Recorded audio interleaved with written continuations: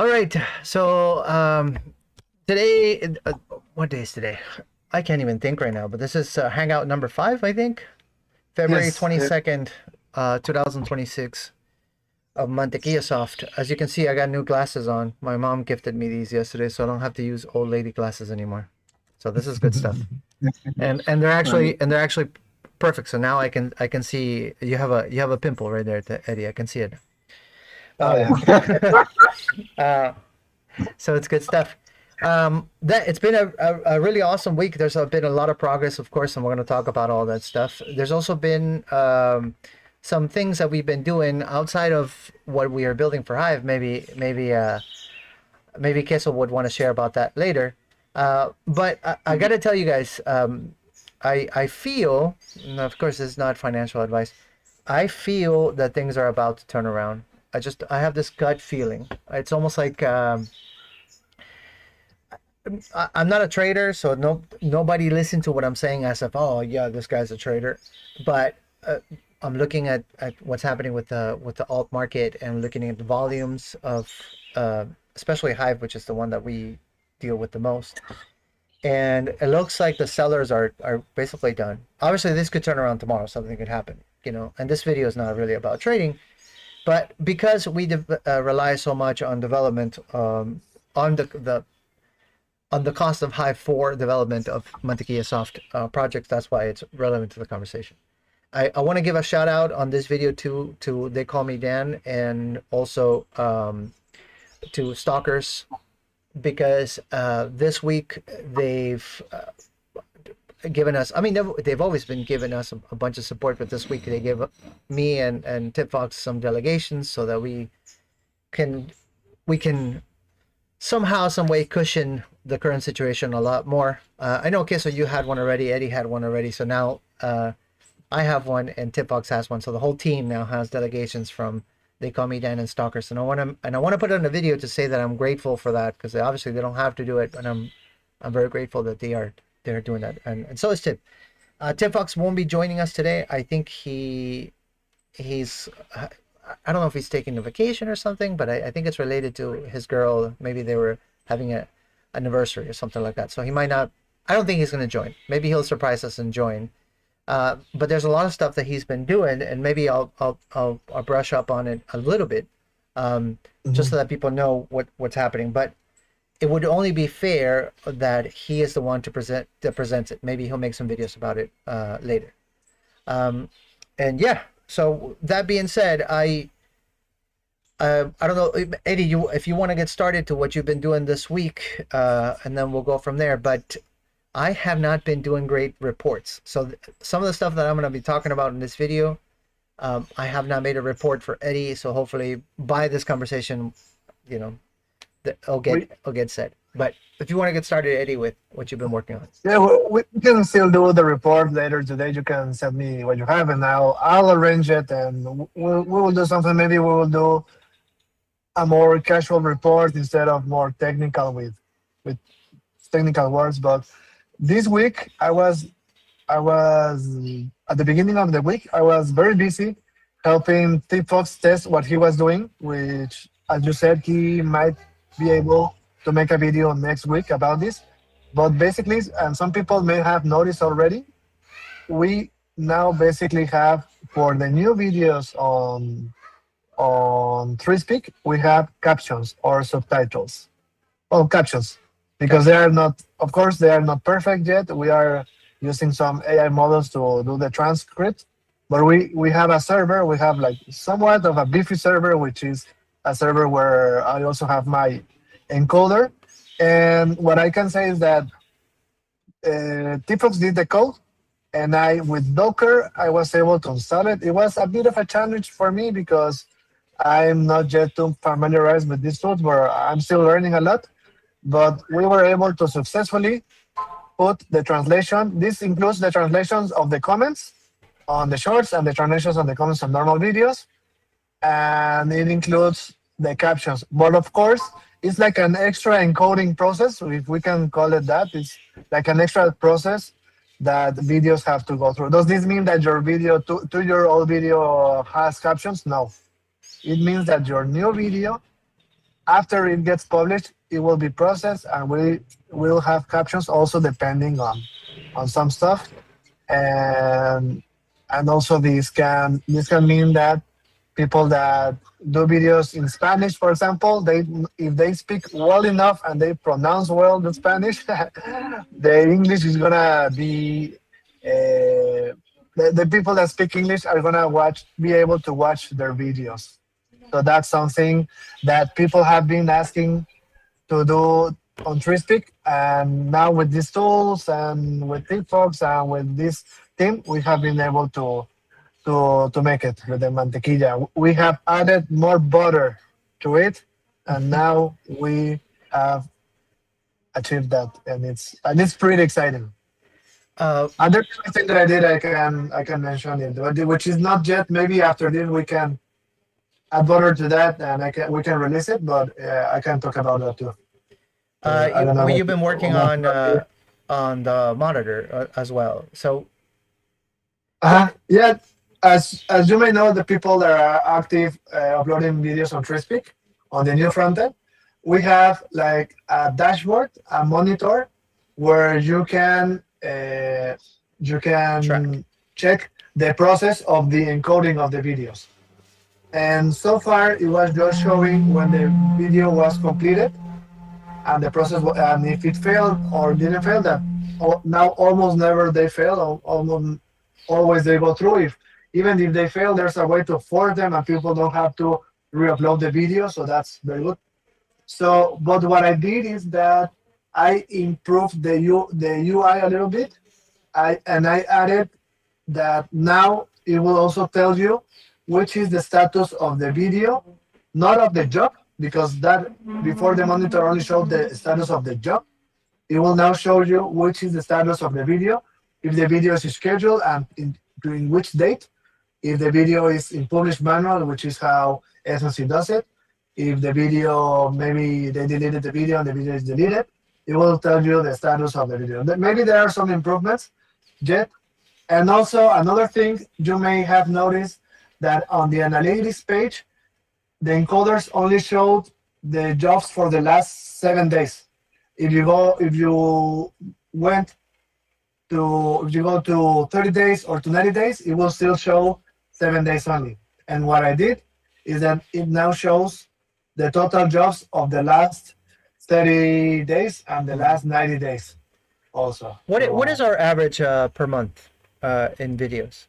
Like 5,000? it has, because the price of it has been going down. It has gone down, and that's sadly it's a metric that if the price is lower, there are less videos. Right now, per week, I don't have it right here because I had it in another computer and I haven't deployed it. But right now, it's around 350 videos per week. So the average could be, and at one point we were at 500 videos per Mhm. week when the price was recovering a little bit. So maybe around, the average could be around uh, what's the 1,000, So 1,500 more or less could be around per there. month, around that Uh, 1,500. that said, it is, of course, it's connected to the price of Hive, but at the same time, we are not tracking in the analytics. We're not really tracking shorts because Oh yeah, I added that part, but we are not that. I have not added that, but now they can see the rating volume of the shorts, and they can go watch the shorts too on Snappy.io. I've added that too. awesome. Yeah, yeah. So, Hmm. but let me explain this well so that people get it. Hmm. We basically have two uploading mechanisms. One, which is basically modeled after the legacy uploading system. It follows the same process to where you upload first, then the server, then the service creates a job, then the job then is encoded by one of the decentralized encoders that are technically all over the world. Then it comes back, then it gets put into our database with all the information required. Then there's a script that comes and publishes it to Hive. And of course, if it's scheduled, then then it will wait for the date to be correct and all that stuff. So that is the old way of doing it. Obviously, I when I one of the second thing I did when I came to work with Eddie was changing the upload system because it was having a lot of issues, a lot of fails. So now we have a staging server, which is what I call, and it's the one that handles the uploads, and they're temporary and they get deleted afterwards and all that stuff. So we're not wasting money by storing temporary files. So now that is taken care of. But one of the challenges that we have with this system is that it requires you to give posting authority to 3Speak, which some people are comfortable with, most people are comfortable with, but some people don't like it, and they're like, oh, I don't want to give posting authority to anybody. So there's a separate system which I call the embed video system, and that maybe it's a misnomer. I'm going to go ahead and say that because all videos can be embedded, but it's just a different collection of videos, and you upload to this service, and it gives you a link, and that link you can put it anywhere, and it's not connected to a post. So the idea of this system is that not only we can use it for 3Speak, and we are currently using it for shorts on 3Speak, but you can use it anywhere. So like if you had a blog on WordPress and you were like, oh, I want to upload my own videos. Maybe you're a controversial content creator because you're reporting on something controversial, so something that maybe the government won't like too much. So you need a censorship resistant way of uploading videos, because if you upload them on the big platforms, they'll get deleted. So maybe that service will be for you. That way you can integrate it into your platform, into your blog, upload videos, and you have a link that you put anywhere you want, and it works.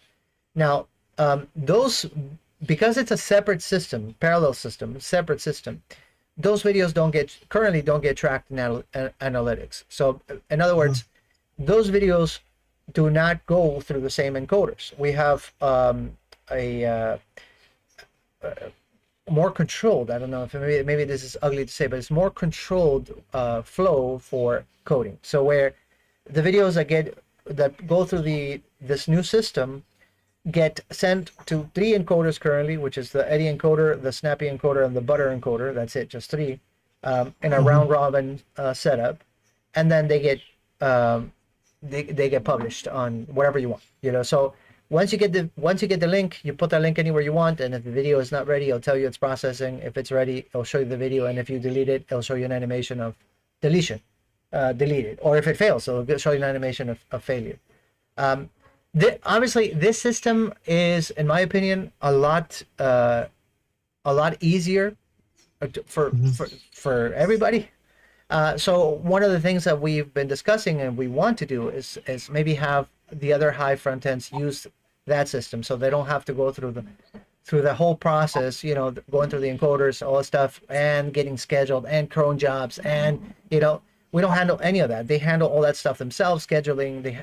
It's up to them, with of course an understanding and an agreement on beneficiary rewards, which of course need to go back to 3Speak for the cost of infra and what have you.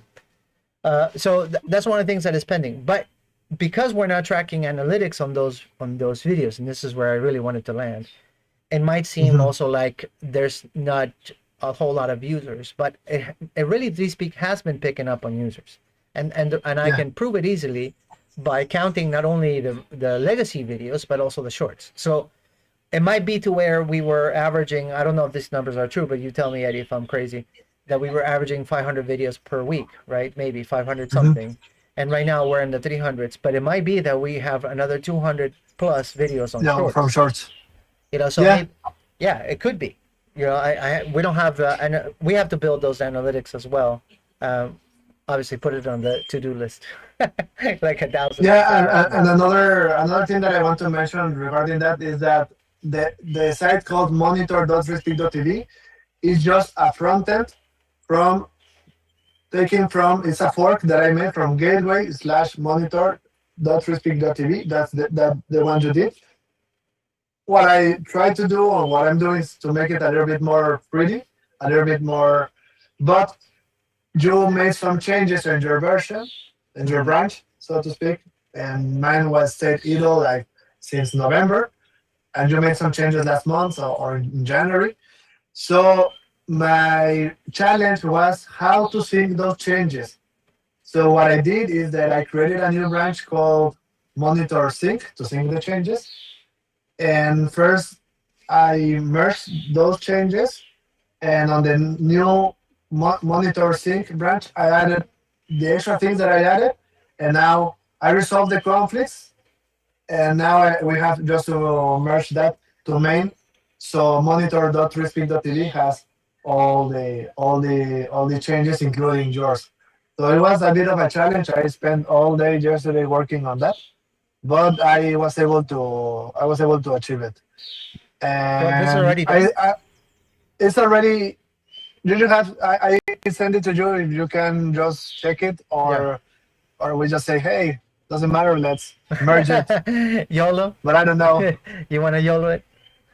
Yeah, maybe Jolo it, but no, it seems that GitHub is telling me that there are no conflicts and that it's safe to merge.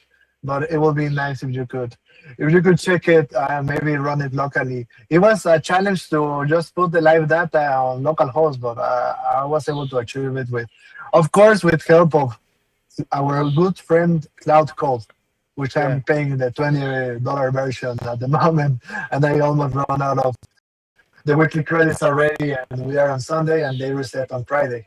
But although, Well,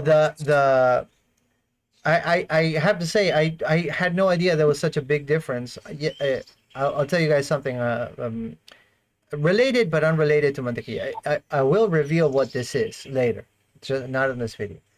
But one of the apps that I'm building with my brother requires the usage of something called Firebase. I don't know if you guys know what that is, but it's basically it's like a real time communication protocol. That's the way you can think about it. So if you have an app that requires real time updates, let's say that you're using push notifications, which is I guess the most common one, and kind of like an SNC when somebody replies to you or they send you money, it'll show up. Even if your phone is on your pocket, it'll show up like, oh, new transfer, all that stuff. So in order for you to do push notifications, you have to use a few services. One of them is Firebase. They have to be approved by the store, so it's not something that you and I can say, oh, let's make our own. They have to be approved by the store, and obviously for security reasons. So we are using Firebase, and I've been struggling with it quite a bit. Sometimes it works amazing, and I'm using it for a few hours, and I'm like, oh, I got it, this is perfect, and then all of a sudden stops working, and I cannot figure it out. And this issue I've had for 2 weeks now, and so because we have those USDTs you sent me, and I bought also credits on Cloud Code. I said to Cloud Code yesterday, as I'm getting ready to close my laptop, accepting defeat. I explained to Cloud Code my issue, on what the was context. happening, the context, and I gave it like all the logs that I had, and it's like, oh, look, and it's not communicating all that stuff. Now, one thing I did notice, and I don't know if this is because of the tier that I'm in or it's just normal for Cloud Code, it took a really long time.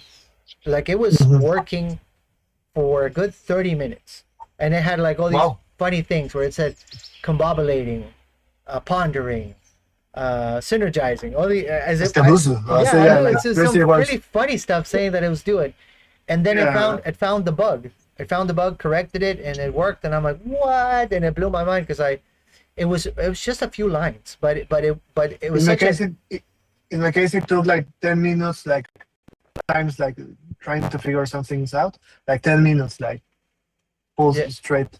yeah. So it seems But to it be was not that slower. complex. But it worked. I tried it with Warp. You know that I've tried Warp Yeah. to make, and with Warp I was able to do some things, but not all. What, Queso? Is it Cloudy Opus 4.6 that you tried that you paid for?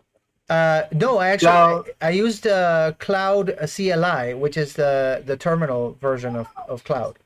So it's Yeah, not yeah, yeah. it's not inside VS Code, which is usually what I use. It's a CLI. you can put an extension and not the same thing on like a terminal. You can add the cloud extension, the official one, and use it on VLC, Visual That's Studio what Code. that's Sorry, what Visual I'm Studio Code. that's what I'm using. That I told you I bought some credit. Yeah. Yeah, I think I bought some credit of $55. I bought together $55. I bought it out within just 3 days. You used it And all up? Are you using the API, because that is more expensive? If you use the yeah, API, they can run out faster. maybe no, I'm using the API. When you download the extension, you connect it to one RTP something blah blah like that. So Yeah. Mhm. inside, looks like a CLI But, that's but you can connect your Anthropic account. You just yeah, have to have the yeah, at I least the mean, pro yeah, version. yeah, the Tropic account, that's what I connected, yes. But it bounced so fast, so fast. Well, Yeah, I was able to do a lot based on what I I got it for. here's a little if you are on a shoestring budget like I am, here's a little trick that works really good for me. I spend quite a bit of time, I've said this in other videos, so I'll say it again for those who follow this and maybe want to get into using AI as a partner for coding. I use in VS Studio 90% of the time. 90% of the time, I use Cloud Haiku. It's a 0.33 of so in VS Code you Okay. have what it consumes. So like if you have a 3x, which would be hola Gris, which would be like Uh, a very expensive API call, I guess you could say. Um, and that's Opus, for example. There's the ones that you get for free with your with your Copilot subscription, and I say for free because they're included within your $40 or $10 ChatGPTs and all Grok and all that stuff. Which honestly, in my opinion, they're almost useless. Almost. If you're mhm. doing like basic scripting, maybe they're fine, but they hallucinate quite a bit. And they'll give you like answers like, oh yeah, I use this line. I'm just like, that doesn't exist. I mean, I'm But pretty that's with Copilot or with Cloud? With Copilot, Copilot? Copilot. Uh-huh. But Cloud Mhm. Haiku works really good for me. Okay. I use it 90% of the time. I do a lot of planning before doing anything, and then once I have a plan, and I still You switch to the other model. yeah, then I can switch to another model for implementation, so it's more careful and doesn't corrupt stuff. Um, Mm-hmm. that one works the best. It's that way I get my money's worth because it's 1 month for it to reset. So um, I'm what day is today? 22nd. I'm at 80%, so I got 20% left of Mm-hmm. my Copilot, which I think I'm gonna make it this month. There's been months where I go like 99.9 and I'm like, okay, it resets at midnight. All right, I'll call it a day. Uh, but I haven't gone over yet, so I think so. My technique works pretty good, but cloud in the CLI seems to just be better. I don't know. I couldn't tell you exactly why. So I'm gonna give it to Block Trades because he's the one that said this. Because I've been looking for Yeah. this bug again. Make it a point again. I've been looking for this bug for weeks, and I could not find it. And Cloud CLI, whatever difference it is, I have no idea. Uh, Figured it Okay, out. So one of the thing is, I have made my own special experiment on it. I've been working with ChatGPT, the 5.1 or something, hmm right? That I'll run into a bug, right? ChatGPT, in fact, I'll prompt the exact issue, right? And it still can't fix it. Not until the day I just pick that same issue, I put it on the cloud, right? uh, There's this full version on the browser, like I'm just test, but I think you have a very, very short limit time, like things you can have. So I just put it there, right? And it resolved it. Just a feedback, like exact, just yeah. It's since then pretty. I've started using Cloudy to Yeah, work. I kept on seeing people on Twitter saying, "Oh, you're never going back." Like they were paying for the Mhm. $10 subscription of Copilot or $4, and then they got the $200 subscription for Claude, and they're like, "I'm not going back." And now the rationale behind that, I mean, doesn't make financial sense for me right now. We can discuss what if you guys want to also what Hive is going to do because I think that's pretty cool about um, supporting developers that are working on Hive projects. But it doesn't make financial sense for me right now because $200 a month is quite a bit for me right now. Mhm.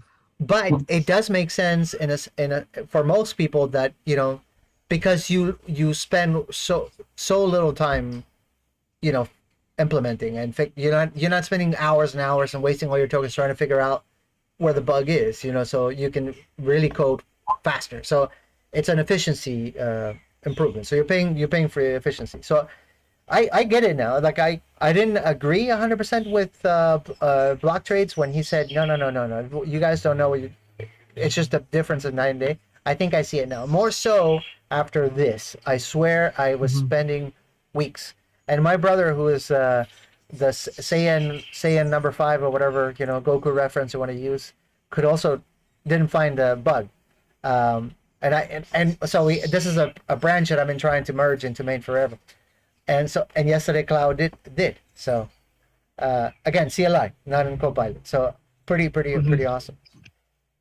Well, Eddie, last thing you want to share that you've been doing this week? And I think that's it. And I was using Cloud Code on Warp, but of course I was not using the credits from Warp. But like Warp is a terminal, you can install it on Warp. And yesterday I started using my Linux machine again, the one that is PC, and I also was able to run the encoder again. And I didn't have it for a lot of time, but I was able to encode one video, and it's there in the analytics on my node is called.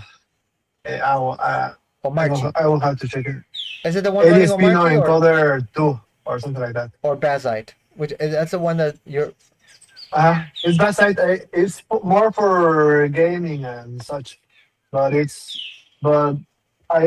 where I have my, which is not a very powerful video card, but I have a video card, so we can also test more the encoding with acceleration later. Yeah. That's the thing too. Like one of the updates I did to the encoder is supposed to work acceleration now. Like it works on my laptop. My laptop has an Intel feature that I can accelerate a little bit, so it worked. So I'm guessing the NVIDIA is working now. I'm guessing if you have a Radeon card, you can also get some acceleration. But I don't have another way to test because I don't have GPUs. So yeah. So that's on the to-do list as well. Other than that I want to mention is that I created. I don't know if I mentioned this last week, but this week I created the Mantequilla Soft page on LinkedIn, and I saw that you follow it, Meno. You are starting to maybe get active there, or not really. Well, I forgot I had a LinkedIn page, but it's really about my guitar making stuff. So I guess I got to change it. But you can update it. You can change it. Ask Cloud, and he will give you a lot of because I'm using and make Cloud. It's like make me a LinkedIn monster. ChatGPT with the normal Cloud, because there's Cloud and there's Cloud Code. So the normal Cloud is like a ChatGPT chat conversation that you can have. Oh yeah. And it's giving me better results and more elaborate responses. It even gives me like documents, like full documents in Markdown, in PDF, in Google, that I can open on my Google Docs account. So it's really helpful. And also something I talked about this last week, that I did the SEO, and this week we merged it into one of the branches, the SEO things for FreeSpeak. But we have to push that to maybe next week. We will make a big announcement from the FreeSpeak account with all these features. But maybe I don't know if we will have time. I don't know how many people have checked out the preview branch, but it's pretty insane already. That's pretty, because there the subtitles, you can change the color, the font, the size, the background, the border. It's crazy. Yeah. But it's better. It's a better experience on FreeSpeak. On the preview, which is soon gonna be the main one. Yeah. It's a better experience with the player, because it has been more by Team Fox. It has been spruced up, customized. That was the word. Yeah, six people have done a lot on the UI. Quite a lot. Let me make a contribution, right? So I don't want to take you guys back, but let me make a contribution to what you said about the cloudy, right? The browser, just like ChatGPT. See, let me tell you that tools, right, is exactly the same thing when you are paying for actual, you want the CLI on the VS Code. It's exactly the same thing. It's included in both. It's using Opus 4.6, exactly the one in VS Code. If you want to optimize, right, maybe you want to build a project from scratch. Instead of going to the place where you on the CLI, the VS Code, where you buy credit, or advise you, build it, right? The thing here is that you're going to make payments for the browser. But there you can do a lot. You can build a complete full project, prompt everything, and it's going to give you a file. You download it, then you take it to your VS Code. Then you just need to do a little thing. Mm-hmm. Hmm. You get That's me? actually how I'm doing it. I give the plan to Cloud, the normal Cloud, Uh-huh. on the chat, and I tell him I want to do this in Cloud Code. Tell me what to say to Cloud Code, and he Yeah, yeah, gives me yeah. the prompt, and then later I continue on Cloud Code or I go back and forth. Yeah, yeah, yeah. That's what you mean, Cassidy? You can do everything. You can do every single Uh thing. huh. Like it's going to write the code right Hmm. on the browser cloud. It's going to write every Yeah. put into the file. So me, I always advise. Let me say, for example, I want to build like a particular server, right? I'm going to write everything I need for the server, and I will tell it to build it, right? And I will make, and when I tell him to build it, I will ask him to tell me, show me all the list of what he has done. When I see Okay. all the done, if I want to make any updates, right, I'm going to ask him that, okay, I need this so something. When he finishes doing every single thing, I've prompted, asked him for every single thing I need, and he said he has done it. Then I download the file, then take it to my VS Code, then open it, explore. Yes, and with that, I don't need to spend many credits trying to tell you do this, do that, do this. I've done every single thing, and it Nice. doesn't require credits. Are you getting me? I don't need to because the credit burns so fast, so fast. Yeah, that's Just clever. one prompt, like almost $0.5 is gone. Yeah, So it's yeah. cheap. Yeah. These things are expensive, and they might get more expensive with time, or Well, maybe I not. think Maybe no, they the didn't opposite is going to optimize. happen. Well, we are right now going through the bubble stage of this technology, but this technology is not going to go anywhere. But we're going through the bubble stage. So Hmm. right now, the scarcity, I think part of it is fabricated, and so it's driving costs up. But one of the things that is happening, and I think it's something a reason to celebrate, is that a lot of open source models that are being deployed all over the world, and there's a very good chance that we're going to be able to run an open source model on a decent computer at home and get the Okay. results that we are getting right now from Opus 4.6 with the That's you can what Open Cloud is doing, right? no, kind of no, not really, no, No, there's a really misunderstanding. Hmm. the Chinese models are the ones that are really making disruptive moves because they released one called I think it's called Kimi 2 point something Hmm. that is very close to like the Copilot Sonnet level stuff, Hmm. and you can run it apparently for free in a if you, and the, I'm not an expert on this stuff, so guys, like if I say something incorrect, feel free to correct me in the comments. But there's a few models that you can run. You can call that like there's two brains, right? So you can download Olama, which is a open source AI that you can run on your computer, local, Hmm. run your computer, and then you can download um, to run on Olama. The I guess you could call libraries. I forget the name right now. And so there's different Hmm. models you can download and connect it to Olama, so to make it smarter or less smart depending on the resources that you have available for yourself. Hmm. There's a way also to connect Olama to cloud, but I don't know exactly how to do it. I saw a tutorial, I haven't gone through it, and apparently you can get it to work pretty good as well for coding and what have you.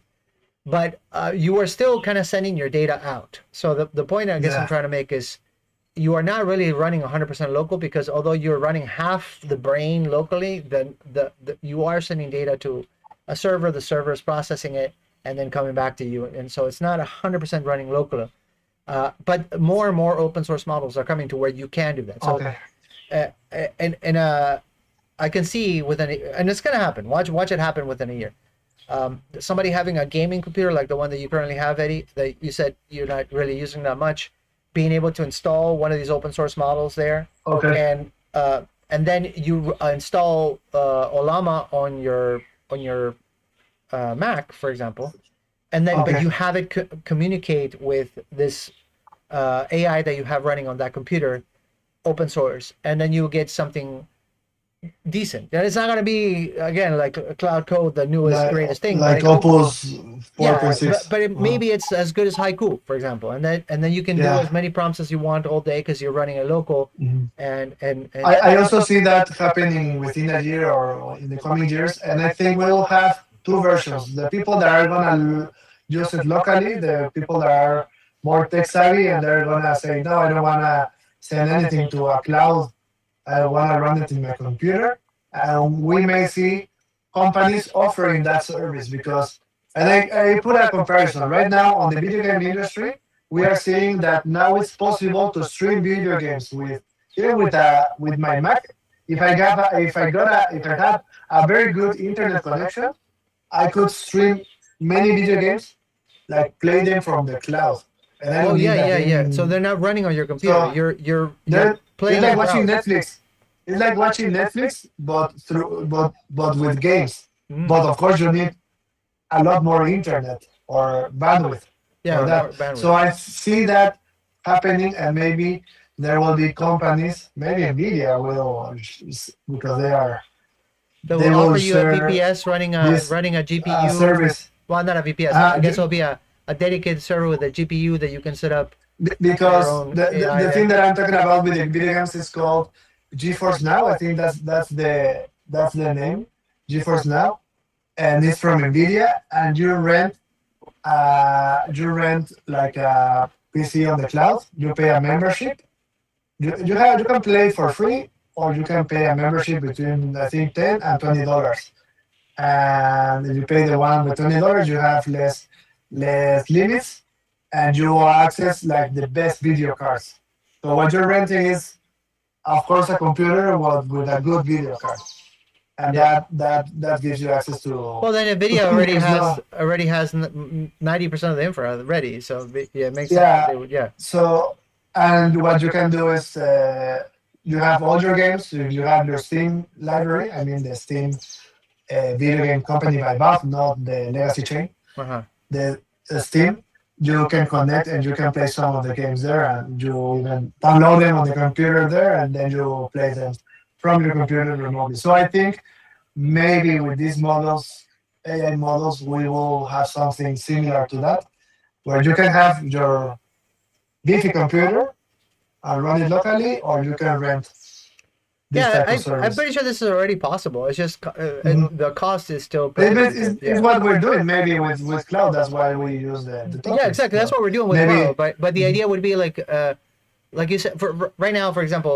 going back to what we're doing with DeepSpeak, there's a few simple AI models running on the Eddy server that are the ones allowing for us to do translations. Mhm. They're kind of simple, so like you can say they're not very intelligent AIs, uh, but it would be possible to rent out not at these prices obviously, but it'll be possible to rent out a beefy server and with a GPU and set up a beefy open source model there and have that Mhm. be the server that we use for development ourselves. So like we Mhm. connect it through in our VS Code or whatever software you like to use for development. Um, there's you can because you can set it up to where it can it can take API calls, so and then you can set up a client on your development environment. So that is already possible, but the cost would be like I don't know how much. I'm gonna guess to rent out a monster computer like that would be $600-$700 a month, and so Mhm. that would be insane at current Right market now. prices. Mhm. But it might not be the case in a year. It might be that you can get a decent server with a GPU for 150 a month or something like that. Once the prices calm down, once what it doesn't get Because really. right now everyone is testing this, everyone is going crazy, everyone is. Yeah, yeah, What we were talking about, everyone was thinking, why do we need developers? I can do it myself. yeah. Well, But that people are backfired, also obviously. noticing that it's not that easy. Yeah, that You backfired. need, you need to have someone that is. You need to have. If you're building a big project, you need to have several heads to think outside the box and to Yeah, find to see the solutions to the problems from different angles. the You know what a good analogy could be, and I know you saw the video, so I know that kind of what you're talking about right now. So, but for context, I made a video on my a vlog about how the world is coming back to, oh, okay, no, we do need developers because you need somebody to design the systems. Um, but something a good analogy could be that these software companies thought, hey, we don't need developers, we can just get uh, get AI, get these robots to build the houses for us, and then these houses were just ugly and not very efficiently laid out, and the Without windows or doors, maybe. yeah, and the toilet was attached to the roof, and then Yeah. and so then an architect looked at it and go like, what is this? It's just like, oh yeah, no, a human cannot live in here. So right now the developer is more of an architect. You're always going to Mhm. need somebody to design the system, and then you can have AI do the heavy lifting, I guess. But if you don't have a good design, that's really the word, a good software design, art engineering, then you're just going to have crappy software. And more so when you're talking about things concerning security and safety. So like Yeah. you can find examples of this left and right. People that have vibe coded software and they get hacked. They're like, oh, I didn't need a developer. I've coded my own, SaaS, uh, and I'm making so much month to month, blah blah. Some influencers tried doing it, and then they got hacked, and then everybody got their access to the SaaS for free because To their database, or their database got leaked. they got leaked and stuff like that, and because they didn't know, and so now Or they're like, oh, I need to hire somebody who knows what it also happened at the beginning. Like, for example, I didn't know anything about code, and hey, Melo, check what I built. I'm gonna send you the link, and the link that you get is localhost. Yeah, yeah. No, that's become like a joke, right? It's like, oh my god, cloud code is so awesome. Localhost Look at the base points name, 3000. localhost, port 3000. Yeah, that's great. That's hilarious. Um, okay, so do you want to talk about what you've been up to this week? I know that you've been building something uh, that is not necessarily for Hive, but Hivians can use it. Do you want to talk about that too, or you want to talk about what you've been doing for 3Speak as well? You want to talk about your audio platform? Yeah. Okay, guys. Let me say this. You know. Okay. So to all the audience that is watching, right? I'm introducing you guys to the audio system coming in on the Hive blockchain. Yeah. To me, I would say this is an incredible feature that we can actually that we are adding to the system right now. That gives, in fact, it gives user more leverage in just coming up to the system. Stay your mind, just record whatever is in your mind or wherever you feel or thought about, and just on a click button, boom, it's on high blockchain.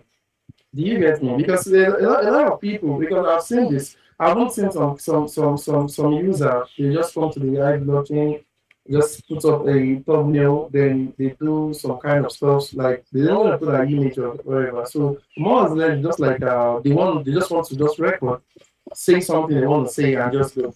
More like So a this podcast. feature, exactly, this feature is in fact it's a good one for users like that. So in fact, whatever is in your mind, you can just come up. Even if you want to make a video, 3Speak is there. You want to make a short, 3Speak is there. You want to make an audio, now 3Speak is there. Right now I'm seriously amazed at what we are actually doing right now because the last time we talked, I said something. I said at some point the way we are doing on 3Speak right now, a user is going to come to 3Speak and they will interact with 3Speak. They might even be uploading on 3Speak without them knowing they're interacting with the blockchain. Yeah, because based on what we are currently doing, our plan, creating, as in based on what we are actually implementing on 3Speak right now, honestly, it's should I say it's giving this vibe of Web 2 inside Web 3. Are you getting me? That user can actually just come scroll like normal shots on other platform, audio, another like other platform, you can upload your YouTube. So, all right, guys, let me just show you guys what's been working recently, the audio system. So I'm going to be sharing my screen. Meno, are you still there? I think yes. All right.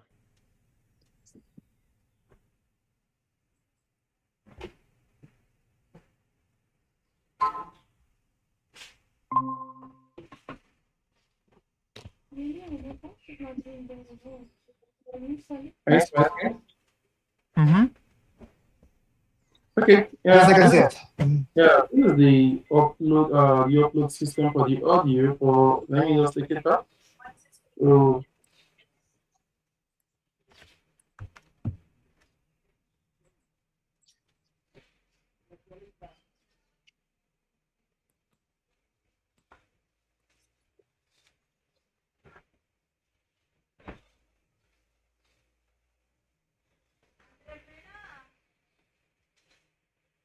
all right. So this is the feed. These are audio feed. Mhm. So this is the audio feed. So you can see now we are displaying all our audio. So I'm going to click one of the audio system. So one of the audio hosts. So this is it. All right. So now user can now play their audio, right? And they also see related audio, more audio at this other side here. So can see more audio. They can also make a comment if they want. So right now, let me play.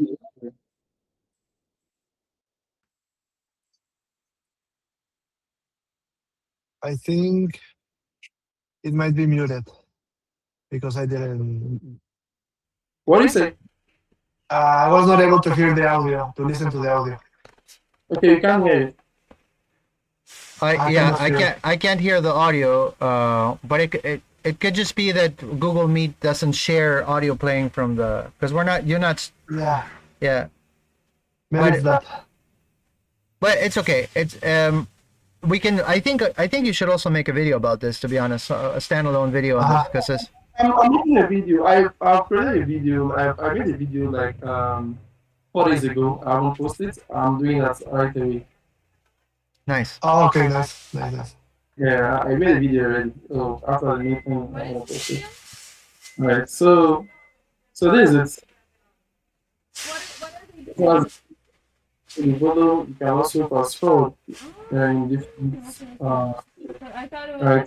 So we already have thumbnails also on the player or not yet? What is it? Or do we have thumbnails as well? No. We don't have thumbnail on the player. Hmm. It's something we talked about the last time we want to integrate. But pending we do that, so we are having this wave, this beautiful wave on it. Right for now, we're having a beautiful this wave on it, just showing on the thumbnail. So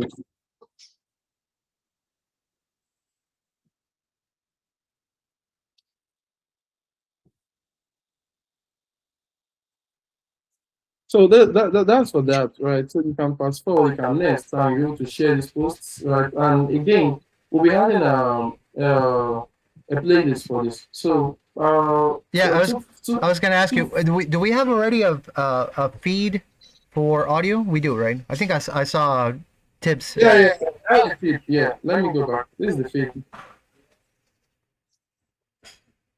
Yeah, we have a feed for the audio. So we can actually create a source feed. We can create other endpoints for trending, maybe new, then that's trending and new. So we can And have it checks the how many times it has been played, right? Yes, I'm seeing there it has that number. yeah, Nice. 31. And the idea that Tifos have is that maybe people from the community they can Mhm. upload their music and their music can be used on the shorts. And if you just, for example, let's say man uploads a song from him, and I use it on my audio as the background.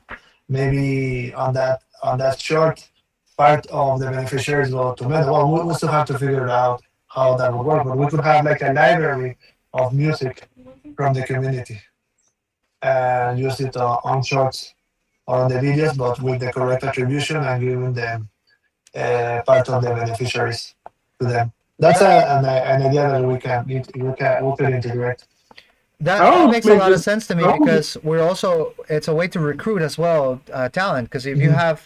if you have a platform, you're a musician, for example. I can think of Raven. Raven Music is one of them. She makes a lot of Mhm. beats, a lot of I don't know if I call it electronic music, because sometimes it's mixed with rock, it's mixed with a lot of things. But I can see people making videos using her stuff. So if we have a library, if she creates her library of music that people can use, her getting a tiny, Mhm. if, even if it's 1%, it doesn't have to be huge. It could be 1%. Whatever post you make, that if you use her track, you get 1%. It would motivate her, without a doubt, to upload more and more and more. And then the better you make your stuff, the more people. It's a snowball effect, right? It's like so. Like I royalties. love the idea. I think it's great. Uh, One of the things that we also have to be able to figure out, guys, is how do we filter out what would be just regular audio snaps? In the case, for example, of Snappy, people are just chatting. That's what they're doing. Like, so some of these audio snaps that you are seeing right there is somebody saying, "Hey, hello, everybody. This is a." So it might not be something that you would be too interested in listening to without the context of the conversation. So one of the challenges that we have to be able to do with these feeds is to maybe and that's one of the cool things about working with Mongo, that we don't have to do database migrations for this, but we could add flags to the collection as to categorize these. So maybe from now on, audio snaps from Snappy that are just audio snaps. They're not. They're just people chatting, could be put on a particular feed if you want to listen to conversations. I don't know if you would, but yeah, somebody would. But if you want to listen, for example, to a podcast, then we add there's a new value in the collection that says podcasts, and Or jokes or or jokes, or music. and so. But I'm not talking only about tags. 'Cause tags could be one thing, because I could be just having a chat with Kesselink and I tell him a joke, but I'm having a conversation in Snappy.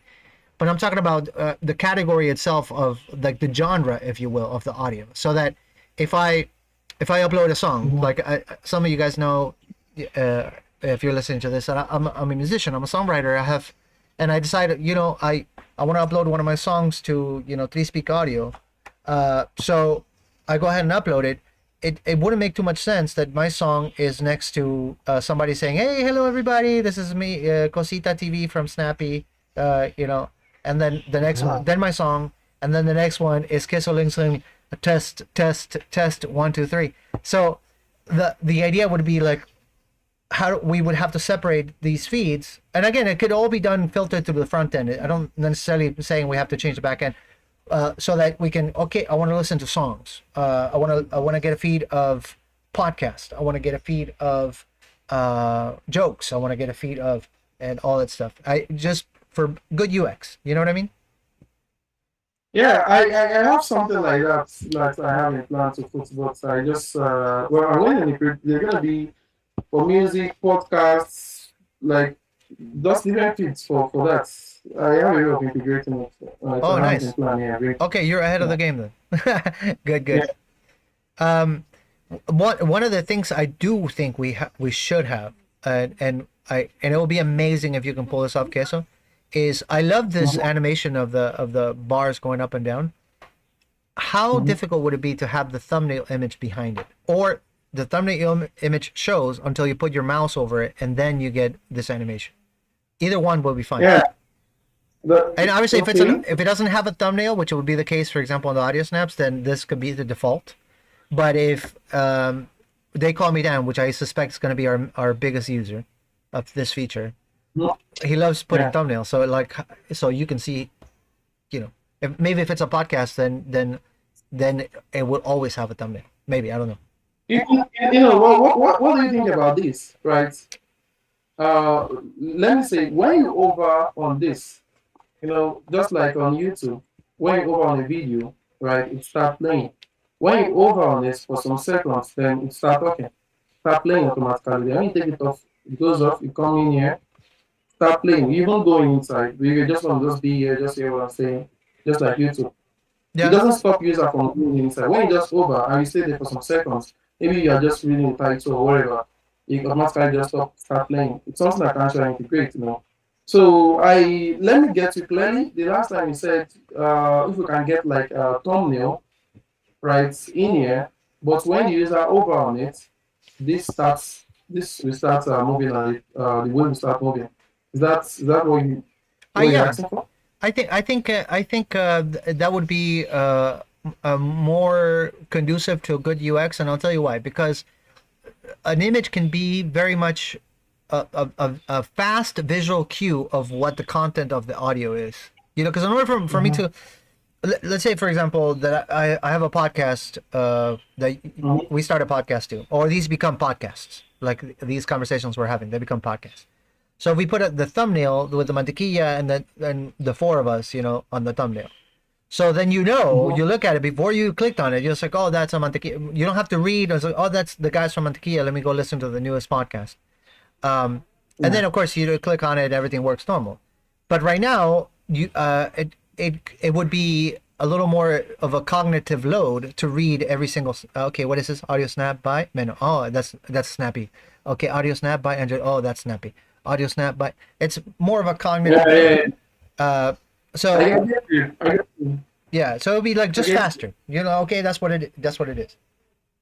Yeah, we can get in thumbnail. I just put this because honestly we are also you are gonna take it off, right? For now, since we don't have an input for thumbnail right now. So you just see when you just integrate it at the back end, then I'll just call the endpoint so we throw in thumbnail when the user wants to Yeah, this is not a upload. difficult. So that's all, right? Yeah, Yeah. not a difficult thing. Like I said, because we use Mongo, there's no migration, so I Mm-hmm. can literally modify the endpoint to also receive a URL Mm-hmm. for a thumbnail, and I could do that today.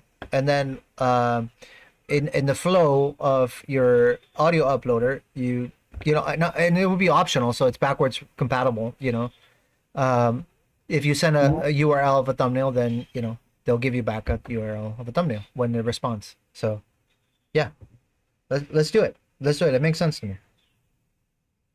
Mm-hmm. But this Yeah, is exciting. this is the this is the upload system I created. Hmm.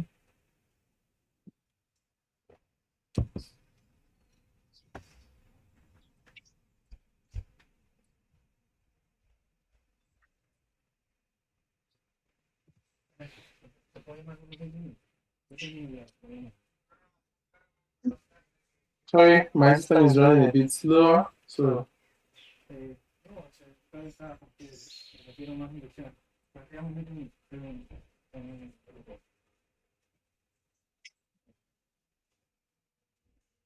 all right, this is the upload system for the audio.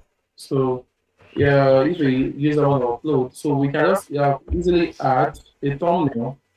Are you getting me? So we can easily add a thumbnail. Right now, we don't use thumbnail here. So we just boom, the upload your audio. So let me just do that. You click here to upload your audio. So this is an audio. So right? It shows you the title, shows you the audio details, the duration, the format of the audio, everything. And it's also a mono, the kind of channel, if it's a mono or stereo. Shows you everything about the audio. Then you can even play it. Okay. Yeah. Okay. Kiss is getting a phone call.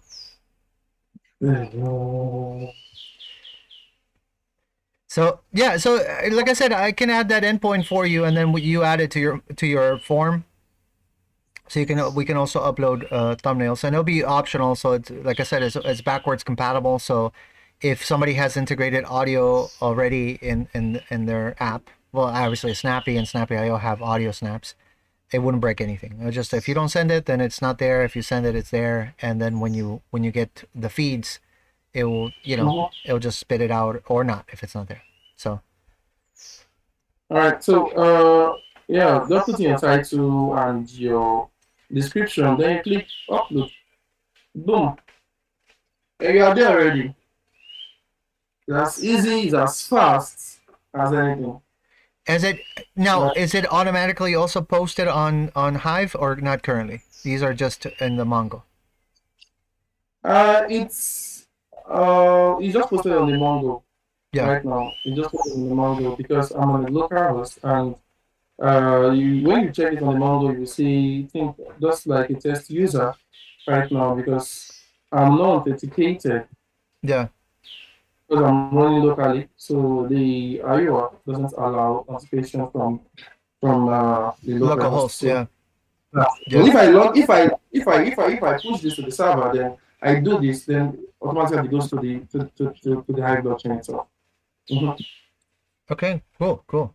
And it would be a top post or a snap It's on a Snap container. on the snap container. Yeah, yeah, it's on a Snap container. And so the last time we were talking, I think that was yesterday or the day first. I was talking about, I was thinking this should be directly on the Hive blockchain. It should be a Hive direct post, right? So Mhm. because when it goes down to a Snap container, it's only when you go to the audio feed you're able to see this post, right? Mhm. The Snap audio feed. That's only when you're going to see this post. Okay. Because one of the reasons is when somebody is just coming to make an audio on a post, you want to make a full post on Hive. So that's what I was suggesting some days ago. Let's just make this to be a full standing alone post, so it goes on Hive itself. Well, maybe I don't know what you think about this, Eddie, but maybe that could be one of the options. You can make a audio snap or do a top post. Maybe I don't know if that's too confusing to people. It, I think it will depend because imagine someone saying a joke of 10 seconds and it becomes a full post. Yeah, exactly. I don't want that to be a behavior that we encourage. But Mhm. somebody like they call But it, yeah, a podcast should be a full post. exactly. Uh, uh So maybe So having the choice maybe makes it sense. depends. So we can talk about this offline as well, Keso. But I have I have a feeling that the audio studio could be you could select. Maybe there's one window before this one. So you do an audio snap, and it'll give you some information. Audio snaps go into the snap container. It just display. Usually less than 5 minutes. Blah blah. Great for short, like some guidance, and then full blown Mhm. post. That's like you uploading and so in the audio snap, there's not even a thumbnail because maybe you don't really need it. It's just you telling a joke, for example. But if it's Mhm. like a full blown podcast or maybe a song, also song would merit a full blown post. Then Mhm. the the form is more complex. You have oh, look at that. This is where you select. Okay. Check that out. Okay. Okay. Nice. Nice. Uh, We we we actually already have something similar, but this will be even better. Another thing we're going to discuss, guys, and obviously we don't have to do it on this call because we're just kind of throwing it out there so we can brainstorm, is if we are really going to migrate from the upload flow that we've been using. And I Mhm. have thoughts about it. So I want to maybe put it in the video so people can comment on it too. Because obviously the legacy way of doing it with the decentralized encoders makes a lot of sense, more so because of the ethos of working on blockchain. The embed video way of doing it, when you have encoders that are really just managed by us, it could be more efficient, could be faster. We could troubleshoot better, I guess, but it doesn't allow for community participation. So there's a downside to it too. So I am thinking that we and just put it out there so you guys think about it, that we might do well by keeping both and having maybe the embed video system as an option that you can use if you want, Mhm. if you want to, like VIP or whatever, because it's going to be faster. Obviously that means we have to upgrade our encoders a little bit. Yeah. You don't have to give your posting authority. So maybe you pay like a tiny membership. I'm talking about a tiny membership, maybe 199 HBD a month, and then you have access to the using the embed video system, that you don't have to give posting authority. It goes way faster. We can think of other things we can give if you use that system, but then everybody else can use the other one. So it also helps us stay financed. I don't know. I'm putting it out there. And we also could have, for example, a list of users. We have like a stats page with a list of users that we know that they get good because they are giving us beneficiaries. We know that they always get, or mostly always they get good votes. So maybe we can add them to some kind of whitelist, and they can use the system. So because yeah, and this will also solve the issue of the video or the post going straight. directly to Hive, and then the encoding is done. And if our encoding is fast, maybe in depending on the video, in between a minute or less to maybe 20 minutes, depending on the video, it will be available. But we also have to inform the user that the first minutes of their video will not be available until it is encoded, because Yeah. that's it even happened to Ellie, because Ellie uploaded a short Uh-huh. and said, "Oh, I cannot play it. I cannot see the video." And I told her, "Did you read what was saying?" And no, I didn't read. She doesn't know English very well, but she didn't read that it says processing.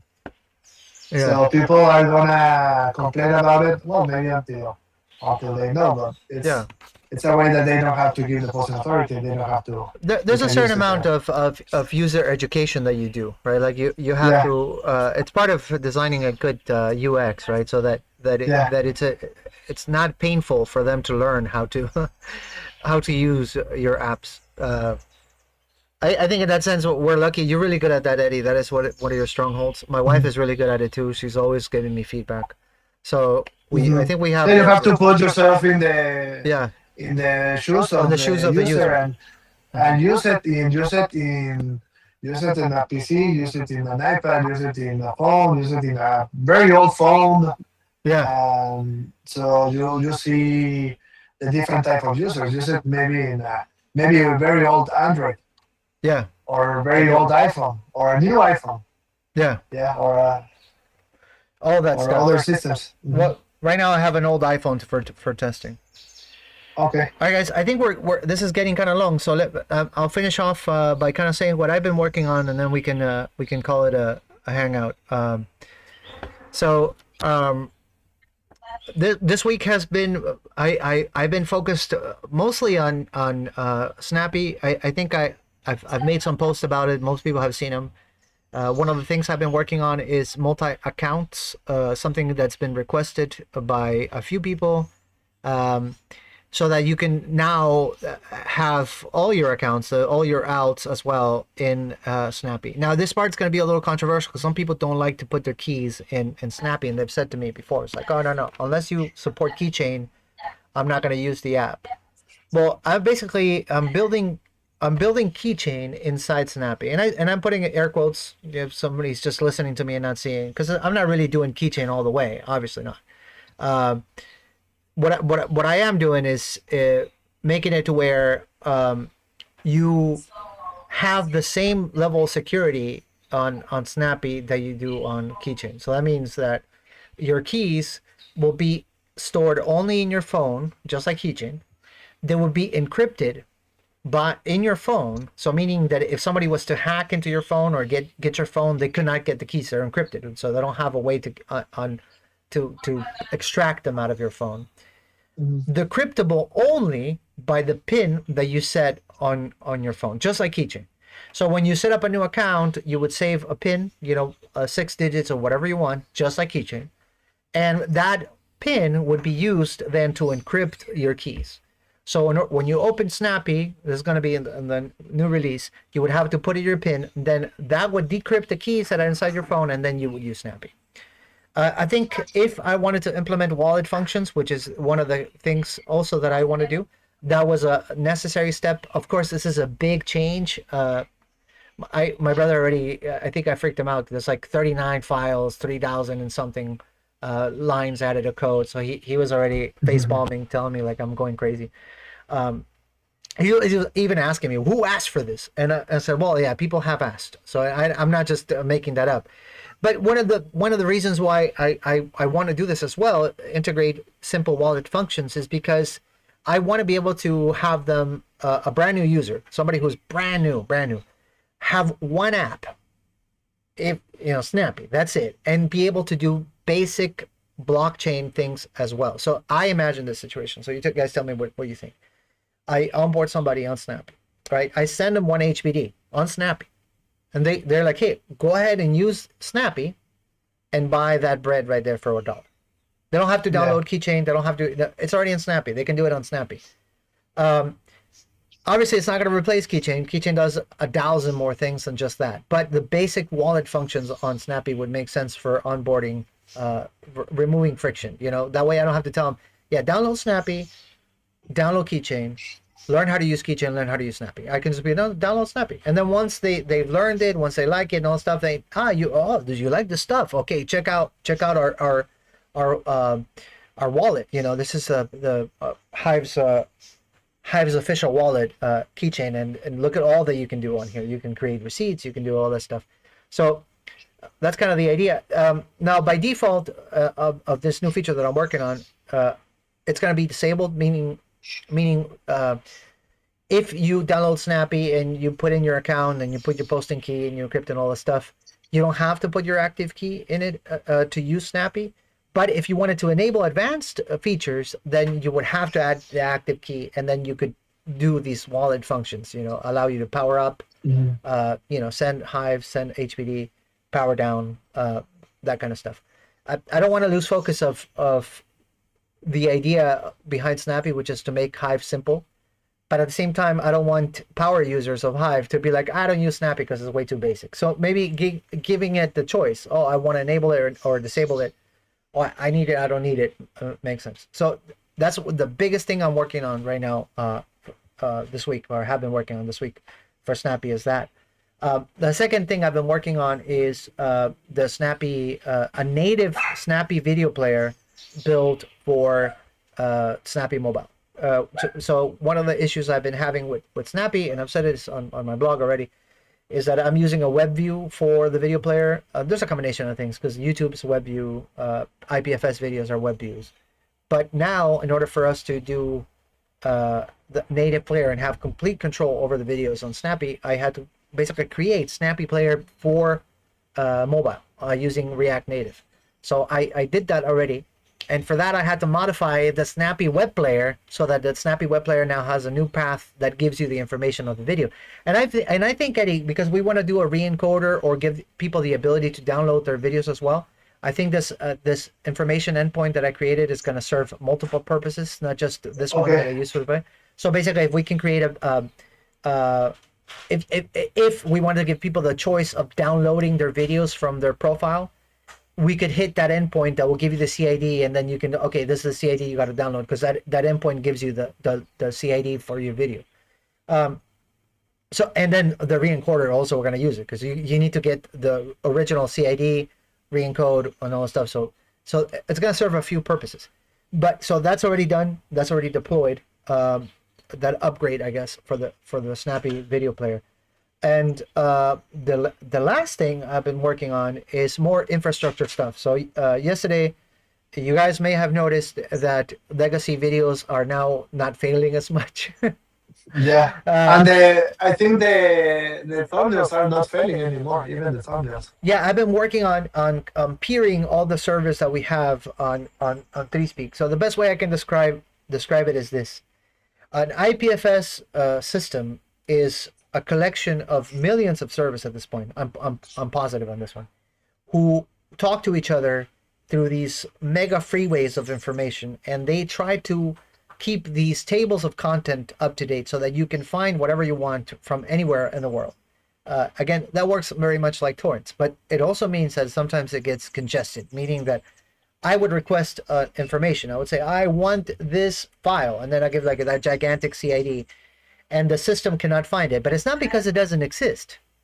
It's because it's so saturated. Imagine like traffic at 6 p.m. when you're going home, that nobody responds on time. So it times out. So like, oh, it doesn't exist. So what I've been doing now is peering is basically I've been connecting directly one IPFS server to the other one. So adding as a peer in the configuration the unique ID and the unique IP from one server to the other, so that between our servers, because we have everything try to kind of decentralized, they could find each other easily and request things from each other before going into the, let's call it, into the world requesting for video. So that's what I've been doing. So the Stager server, which is the one that we're using to deploy jobs as well, now has a direct line to the dedicated server, which is where we have the legacy video studio. And now, if you try to download from Stager a CID that exists on the dedicated server, it will do it fast. So if you are running an encoder, you will notice your downloads are faster on when it's a legacy video, and that's precisely why. So, but I've been doing that with all of them. So hot node connecting to the super node connecting to the dedicated connect. So I've been, and of course it's kind of delicate stuff because I've been there before. I'm sure some people have. You start messing with configurations and restarting things, and all of a sudden it crashes. So that has happened a few times, but I think I got it pretty decent now, and yeah. So that's the other stuff that I've been up to. Anyways, guys, I think we're gonna call it a day for this hangout. Tibby is not here. Mhm.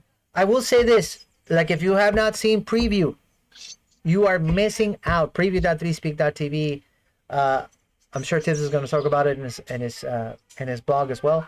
But Tib has been making not only playlists, which of course he's already made videos about, but he's also making reaction videos a thing now. If you see Tibbs comments to my videos, they have a timestamp, and that's because in the preview.3speak.tv you have timestamps for reactions, so they show up in the timeline of the video. That's all Tib Fox doing those upgrades.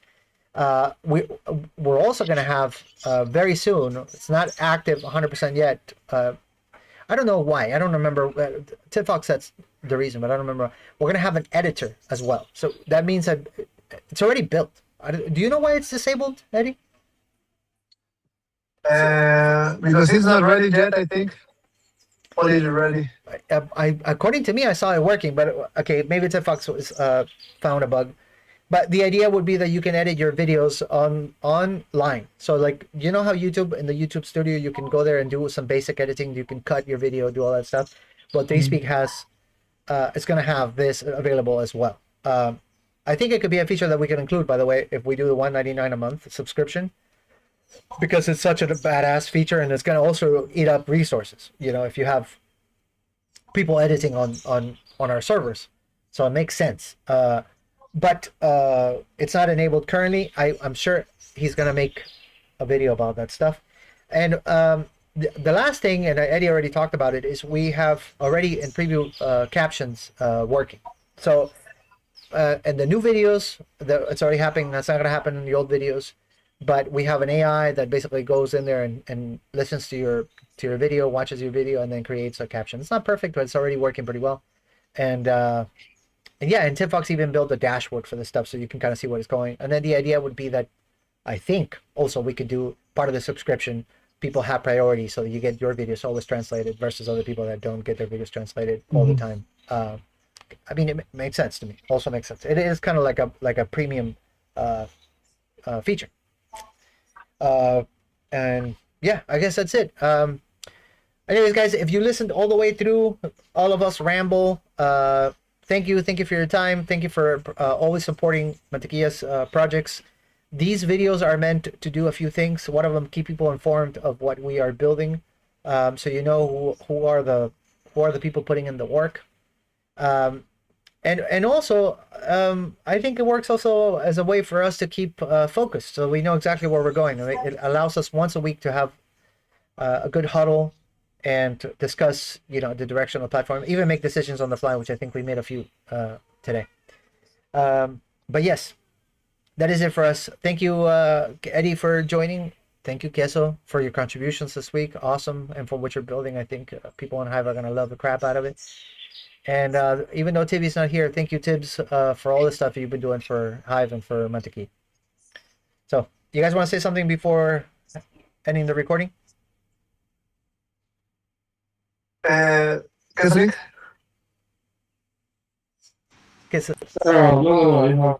He's good to go. All right, you're good? All right, brothers. Good. Yeah, right. Yeah, me too. Just let's see if next week we can launch it, but not all of it, but part of the updates. Yeah, So we can there's so much to we can coordinate. have there's so much the thumbnails. We have to figure out the final fix on the thumbnails. So I think we're close. But, We're very close. Very close. Mhm. All right, guys. But that's it. See you next week and see you on Hive. Bye. Bye. All right. Yeah. Bye.